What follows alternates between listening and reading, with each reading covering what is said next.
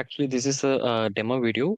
In this video, I'm going to teaching about introduction of Snowflake.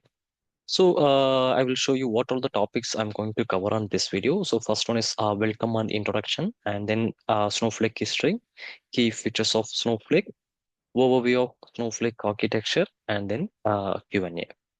So before moving into actual Snowflake topic, let's introduce myself first. Myself is Muhammad. I have overall 7 plus years of experience in this IT industry.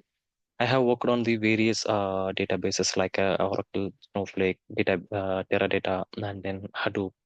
And also, I'm currently working in one of the IT company, and I have a real-time experience in Snowflake, and also have experience in teaching as well. So this is the shortest introduction for myself, and then let's move into our actual chapter. So first thing is introduction of Snowflake. So first point is Snowflake is a cloud-based data platform for storing and analyzing data. So you see, what is actually Snowflake means? Snowflake is a cloud-based database. So Snowflake is also one of the database only. So what is actually the database? Database means nothing. We can store the data inside the one of the place. That place we can calling as a database. So we have all other databases also, right? Like a Oracle database, Teradata database. There are so many databases, right? Like that only, Snowflake is also one of the database. But Snowflake is a cloud-based database. Then what actually other database calling? So other database is calling as a on-premises database. So what is the difference between on-premises database into cloud-based database? So before that, what is actually the on-premises?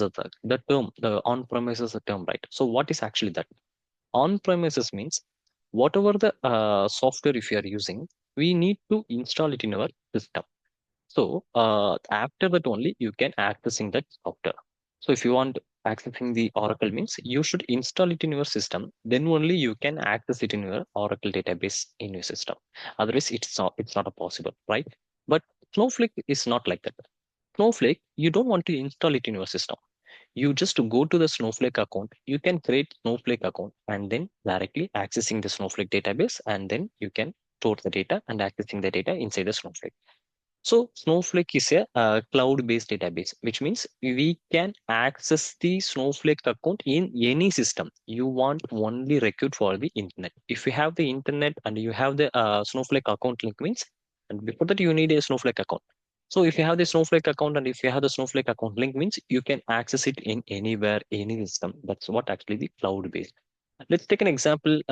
You have the Gmail account. If you're trying to read the mails, means what you are doing in your phone, you can just open the Gmail application, then you can read them. But when it comes to the system, what you will do? Are you going to install any software for Gmail? No, nothing. We just directly redirect into the gmail.com. Directly that link will go to the Google mail account. Then we can read our mails, right? So we don't want to install the Gmail in our system. Like that same only Snowflake also. If you're accessing in your data in Snowflake account means we don't want to install it. We just have the Snowflake account. We can directly accessing it, right? So that's what actually Snowflake is calling as a cloud-based database. Okay. So and also we can store and analyzing the data. So next point is Snowflake uses cloud platforms like AWS, Azure, and Google Cloud to run its services. You see, already I told Snowflake is one of the cloud. Again, you see, the AWS also, Azure also, GCP also. These are all the things also clouds only, right? Already Snowflake is cloud. Again, these clouds, how the Snowflake using these cloud, I will tell you about little bit this one. You see, AWS have so many services we know, right? So there are so many services. In services, we can in Snowflake, what we'll do in Snowflake directly we need to merge the when we are creating the Snowflake account on that time we need to merge the Snowflake account to AWS account. Then what will happen? Whatever the services we have in our AWS account, we can directly handle it in our Snowflake itself. Like we have the Snowflake account. If that account has been merged with AWS, what we'll do? We can just accessing those services inside the top of the Snowflake itself only. But one thing you remember, we can't access all the services. We can accessing few services only from the Snowflake side. AWS having hundreds of services mean we can access those services inside the Snowflake. Few services only possible. Okay. So that's what Snowflake uses other cloud platforms like AWS, Azure, GCP, run its services. Okay. So you can easily scale storage and computing separately. So what is the scale and what is the storage? I will tell you one by one. First, what is the storage? Storage means so the database, why actually the database using? We want to store the data inside the database, right? So that's what actually the database using. So storage means, which means like a storing the data. And then computing. Computing means we are trying to running the query.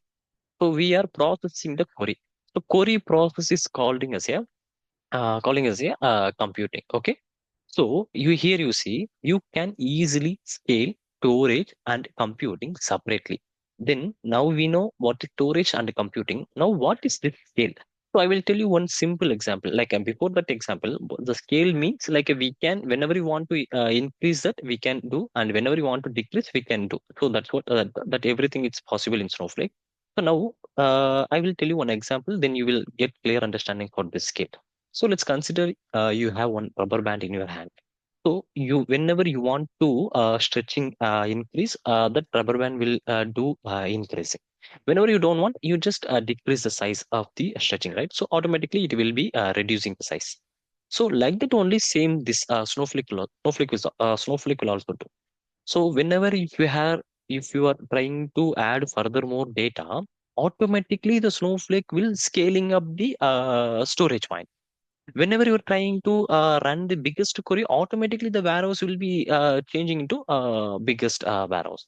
So this is what actually Snowflake can easily scale up the storage and computing separately, because it maintained storage is separate and computing is separate. So that's what actually it can done by easily.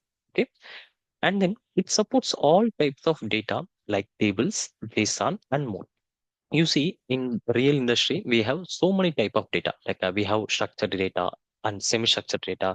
Consider like a structured data like a number, character, and this kind of the structured data we have, right?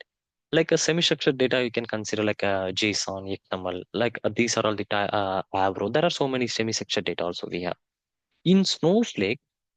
We can be easily handling the structured and semi-structured data also. That will never going to be on any issue. So it will be handled this both in easily. But other databases having some problem to handle for the semi-structured data. But in our Snowflake, it's very easiest way to handle the thing.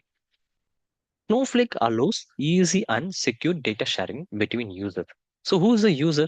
So like who are going to be using the data in the final. So they are calling as a user. We are the developer. So we can share the data to them. So let's consider they have creating the one of the website, or they have the one of the software that database, like consider like they have the on hotel software. So when they wants to enter the chicken means there are so many suggestion will come, right? So that is what actually the database. So if they wants to handle those data, we can easily share to them, because we are the developer. We just created the data and we are just manipulate the data, everything we can done inside. So if they want to handle, like they want to do see the data in the real time means, we can easily share to them. And also the data sharing is very easy, and also it is a very secure way, because we can do encrypted way, like we can share the data encrypted way, and they can also easily decrypt the data. So this is what actually the Snowflake is handle the data is, and also sharing the data is very securely. Okay.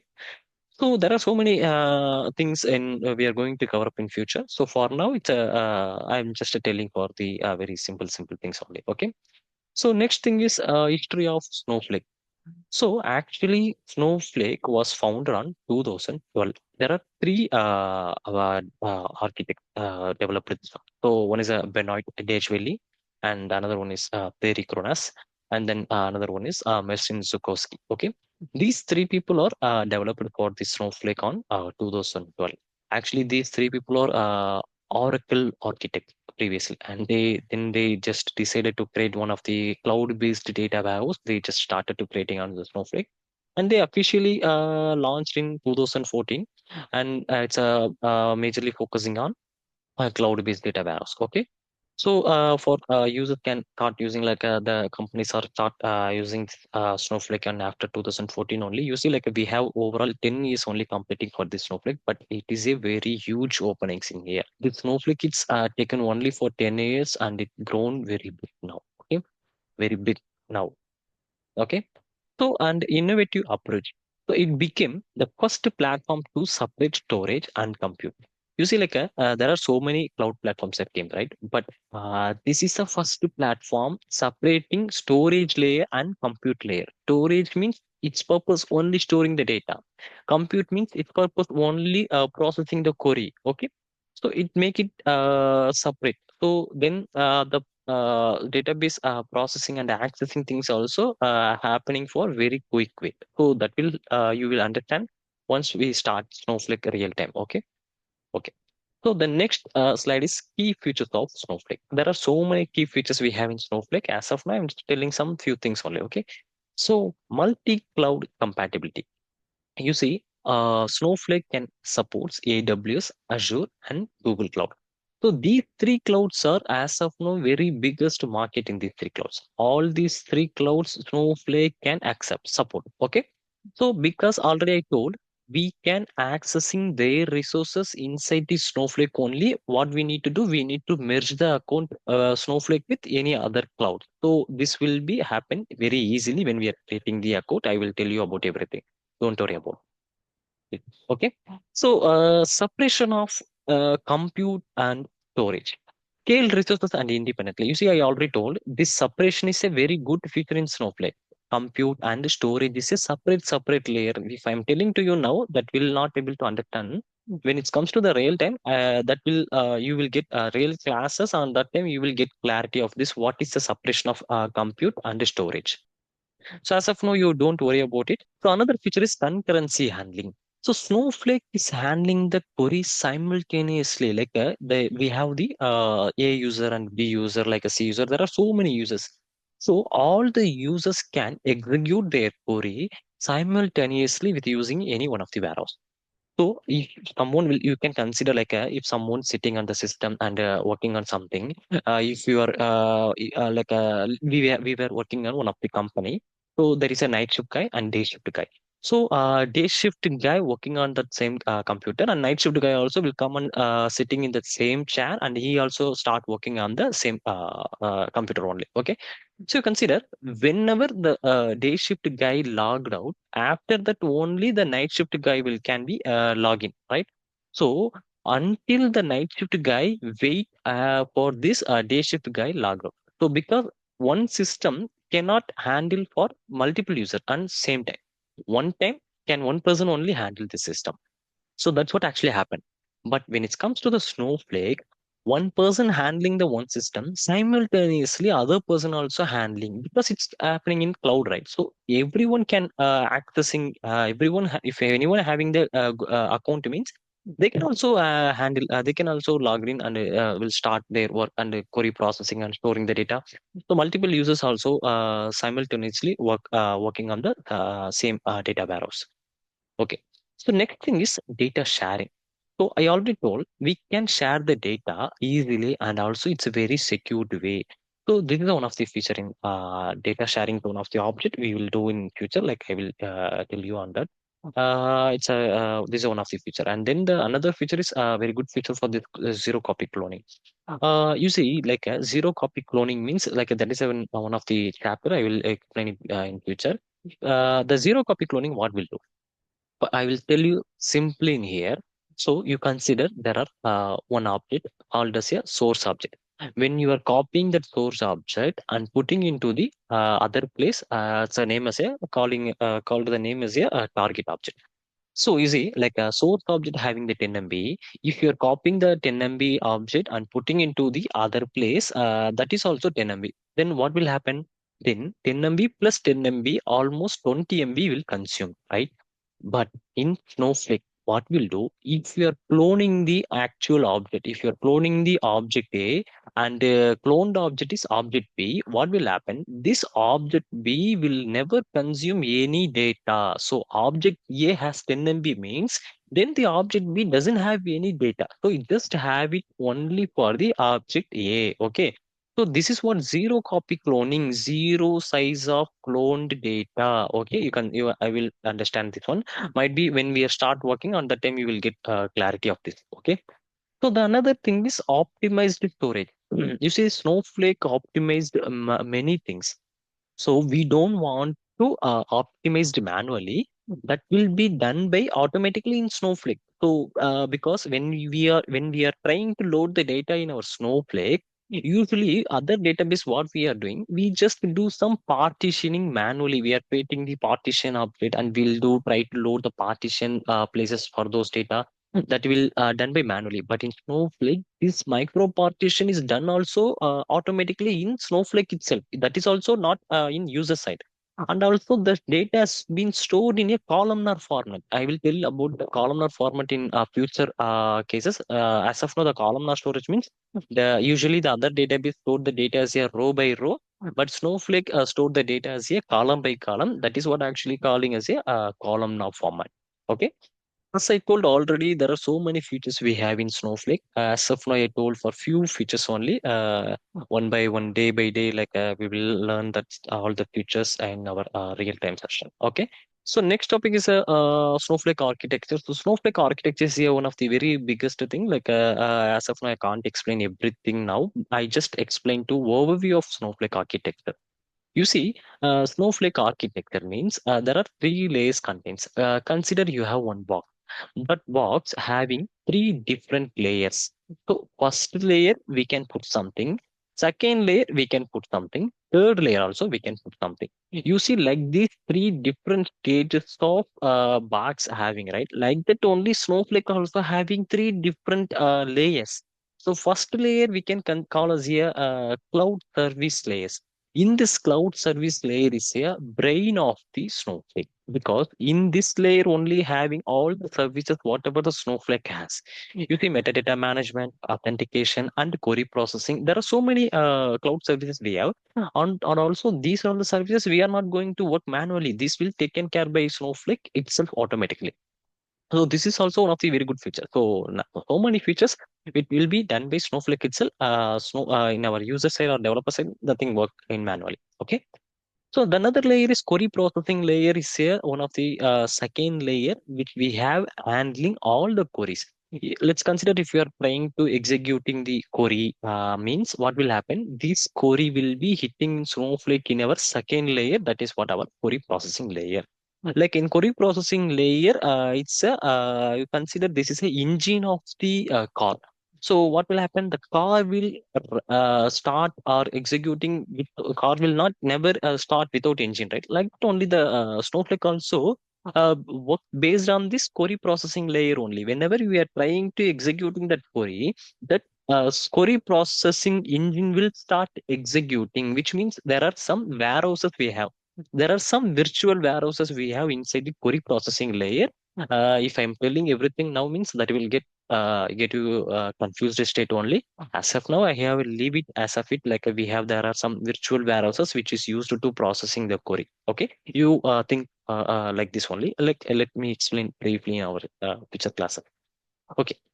So the final layer is our storage layer.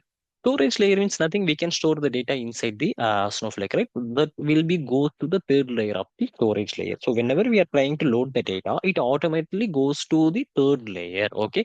So like that, Snowflake will consider three layers and it will it will take the action of the three different layers. Okay. So all three layers, like we are thinking about this, all three layers of combined, but the one when very good thing in the Snowflake, all three layers are not combined. Whenever it's required, on that time only it will be combined. So I will explain you in future why it's not a, all combined. Okay. So anyway, thank you so much for giving this opportunity, and also thank you so much for listening this entire video.